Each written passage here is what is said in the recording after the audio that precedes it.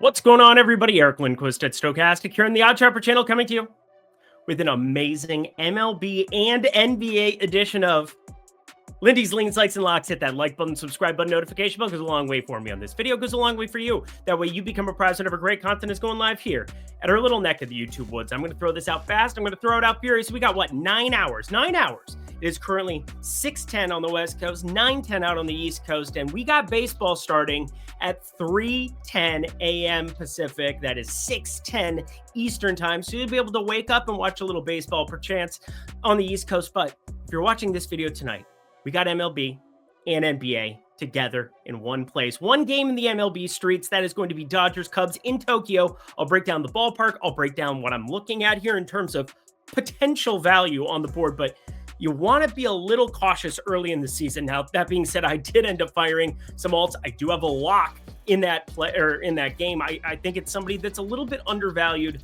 right from the get-go, and I think we want to be early to the party on the guy. But we've got the NBA streets as well. I have a lock in that one as well. I don't make the rules on these things. It's just how it worked out. But basically feels like Christmas. I know it's St. Patrick's Day. Hopefully you are being safe and happy and healthy, but hopefully you can listen to this. We're going to do MLB right from the get-go.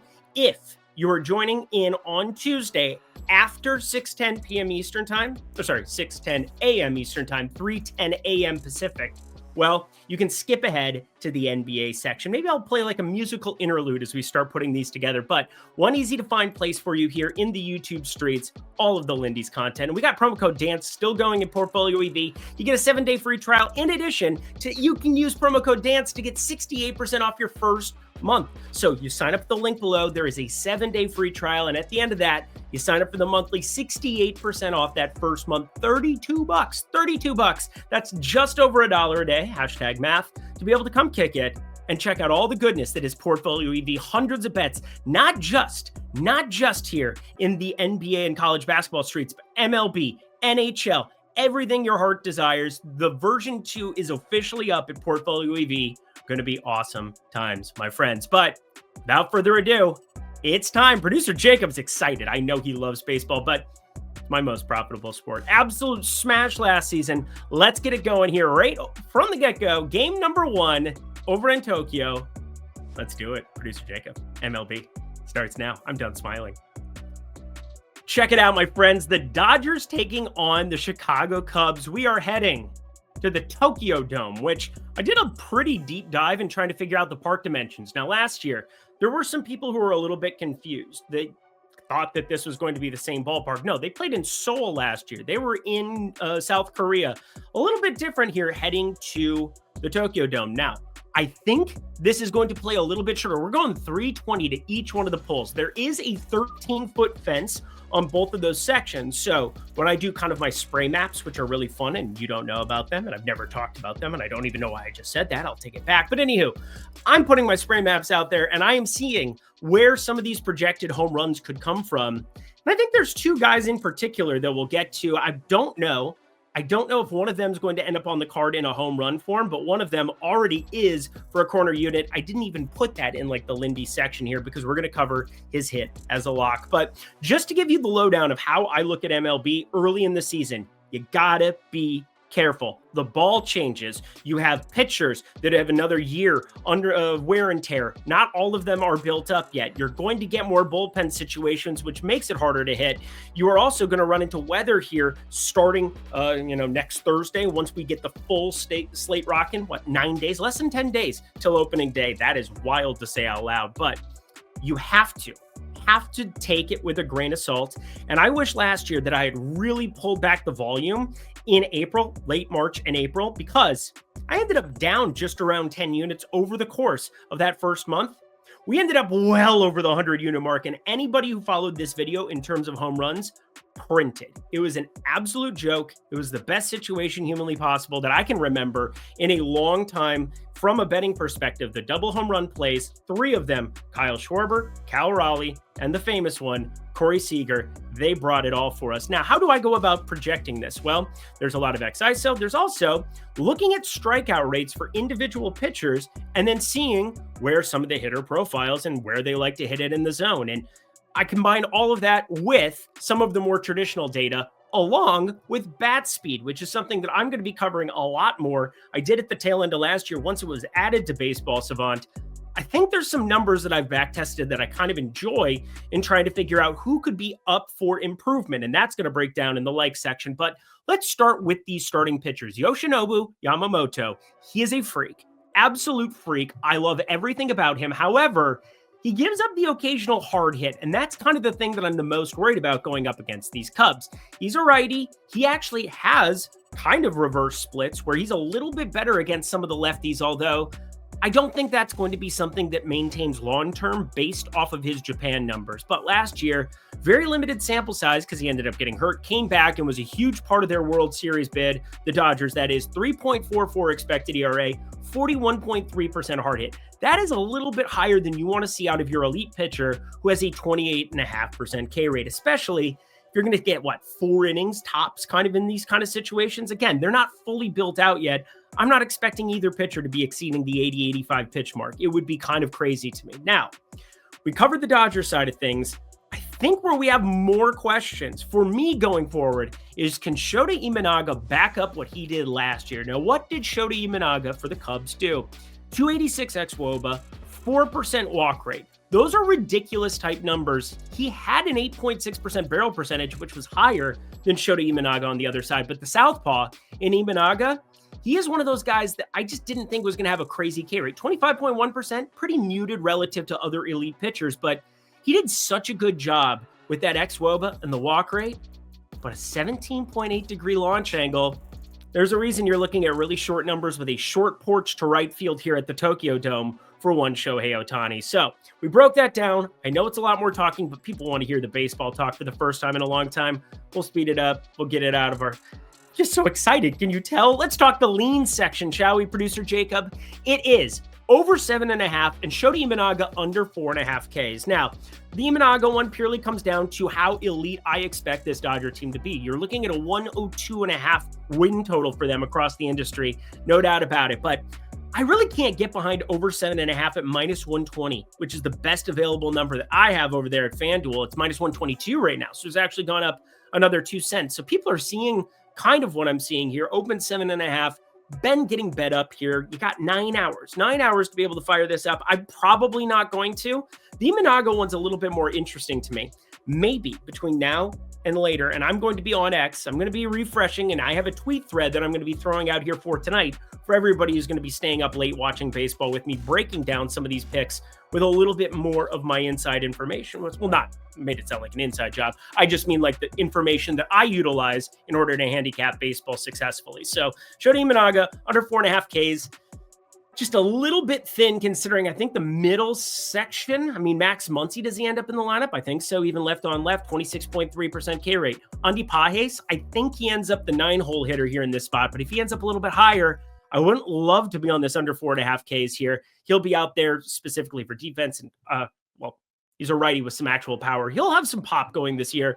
Again, the Dodgers, fully operational Death Star, as I always like to say. But let's cover the lineups here, shall we? As I go into the like section, because I think on the Dodgers side, there are some highlights that I want to at least touch on. I said Max Muncy. Michael Conforto also could be an interesting add to this lineup. I think you have to, because Mookie Betts is out with an illness for this 2-game set that we have in Tokyo. With that being said, Michael Conforto probably works his way into the lineup. 350 xWOBA last season, 479 expected slugging, and only a 323 batted ball sample size. But overall, I think he's going to see dividends with an amazing lineup ahead of him. Not that the Mets had anything negative going for Michael Conforto once upon a time, because Michael Conforto could play baseball. But a 479 expected slugging there gives another option for the Dodgers here. They're going to be more platoon heavy, I think, this season than in seasons past. Mainly Chris Taylor. Can he rebound this year? James Outman probably going to be with this team going forward a little bit more. Andy Pages due for some positive regression on that 88.6 degree exit velocity off the bat. So I'm definitely interested. But I think the star highlight that they had that wasn't named Shohei Ohtani, and obviously he got dinged up with the old elbow and everything else, had the injuries in that World Series, the shoulder it was specifically. But I look at Tommy Edman. I think he's going to be playing a lot against left-handed pitching, and he should. He absolutely crushes them. Now, his bat speed is 5 miles per hour faster. He's a switch hitter, but it's 5 miles per hour faster from the right side than it is from the left side. Well, wouldn't you know, he's facing a lefty, so he'll be on his preferred side. Has way more pop, way more power there, and you're getting plus money at over 1.5 in a good ballpark, especially if you hit it hard on a line drive, which his map kind of nicely out. And again, this was completely a collaborated type play. Talked with Matt Modi today over on X on the Tails show that I put together with Aton every single Monday through Friday that we're available to do it. And over 1.5 total bases for Tommy Edman ended up being the preferred play. Love seeing that he is projected to be in second, so the 2-hole. Love seeing that there's not a ton of lefties that could potentially come in for him and cause too much of a stir there behind him.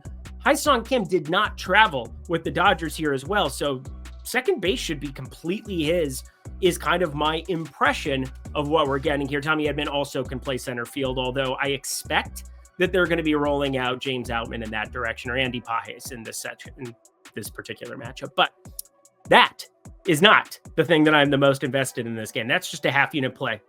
I ended up firing 2 total units on one player. He is on the Cubs side. Now, just to give you a little bit of foreshadowing here, Kyle Tucker, he's 1 for 23 here in in spring training this season, has not looked very good. You have Ian Happ, who is projected to be at the top of this order, going to look really nice against, pitchers that aren't Yamamoto going forward. Dansby Swanson buried in the middle of this lineup. Carson Kelly, decent enough stuff at times. Justin Turner, I don't project to be in this lineup, although he's having a grand old time based on Instagram over in Japan right now. But I want to highlight Pete Crow Armstrong. Now, people might remember at the end of last season, he ended up making us some nice coin on plus 800, plus 700 type home run numbers.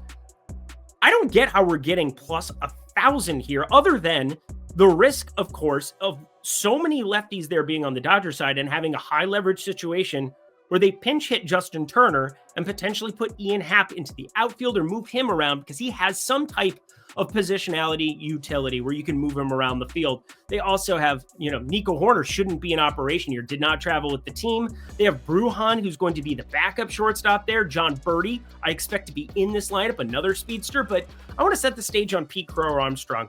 The guy's hitting over 500, 14 for 27, and 27 at-bats there in the minors so far, not in the minors, spring training so far this season. Last year, he got a ton of work. He's only 23 years old. He's a top 20 pick, and bat speed, I think, is going to only go up as he continues to work out, as he continues to build out his frame. Again, just 23 years of age, and he has all the speed in all the land. He has all the ability in all the land. I'm pretty excited about this guy being a deep flyer on all of your fantasy teams. Stash him away because he has speed upside, and I think there's going to be some sneaky power, especially in a Cubs lineup that is much improved. Kyle Tucker, I don't read anything into veterans who are unbelievable like him at the spring training site it is, but Pete Crow Armstrong, minus 125 for a hit. That is over 0.5 total bases at BetMGM.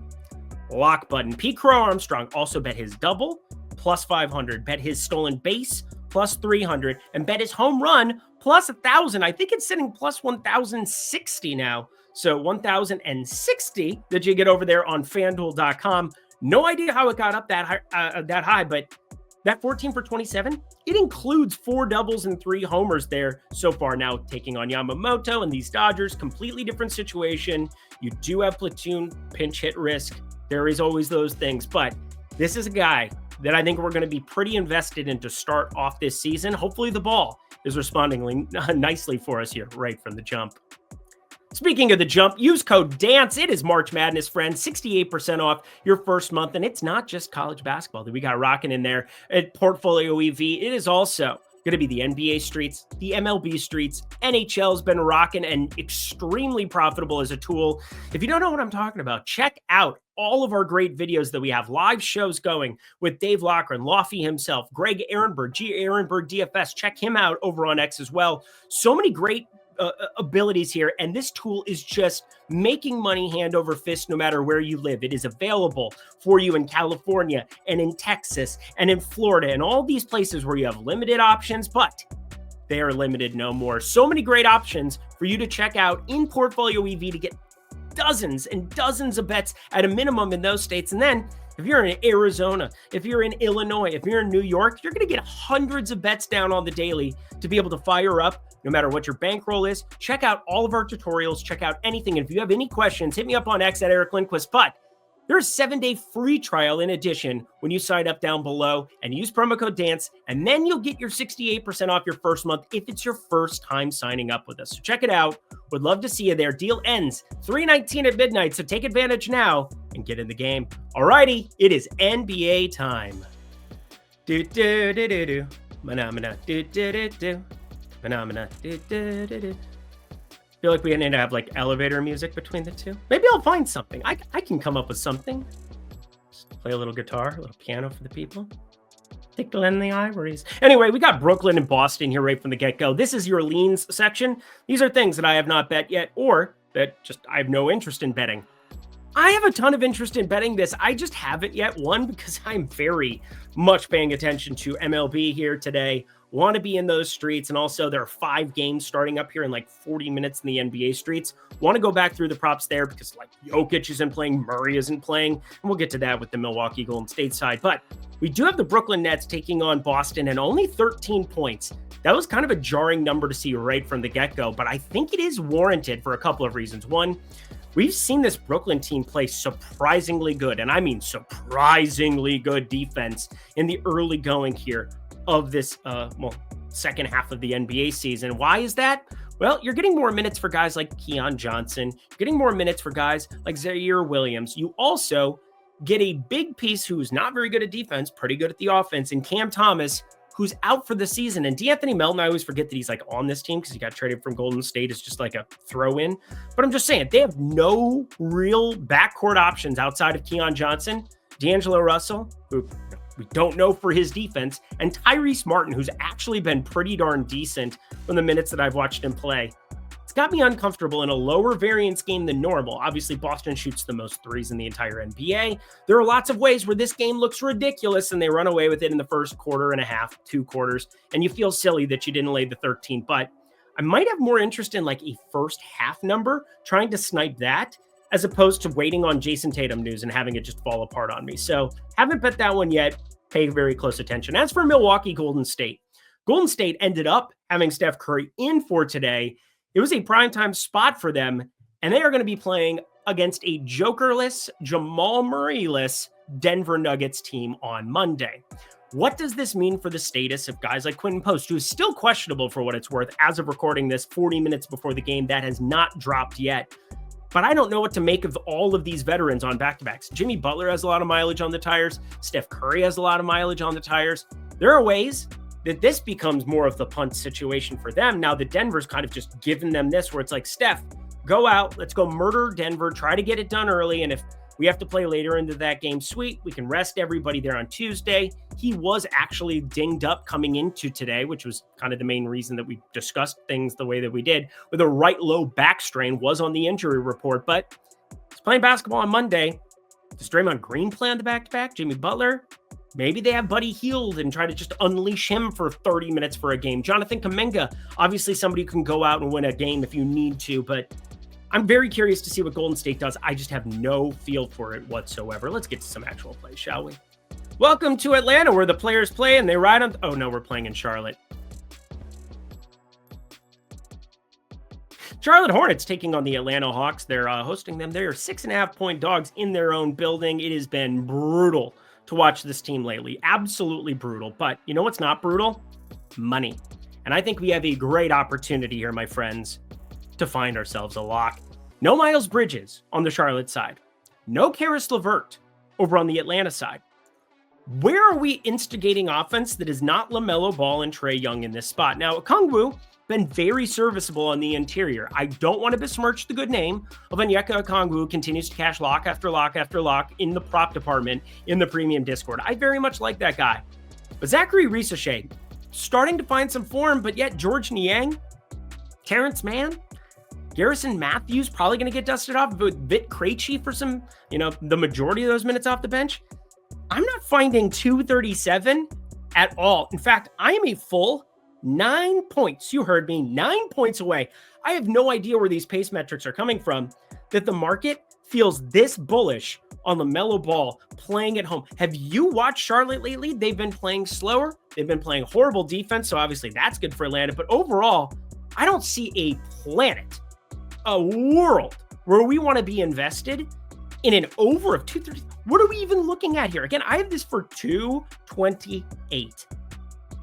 Miles Bridges is a gigantic deal in instigating offense. Who is LaMelo Ball going to be creating for if he doesn't go for 40? Josh Green, Musa Diabate, Daquan Jeffries. It is basically Ball, Mark Williams, Nick Smith Jr. off the bench, Yusuf Nurkic off the bench. Those are your four guys. If we can just avoid a massive outlier game from any one of those four, we are in really, really good shape with this total. My favorite play that we've had here 2 weeks, 9 points is just, it's a ridiculous number. Under 237, already posted in the premium Discord. Nice and early. Check it out, y'all. This thing should come down, down, down before lock.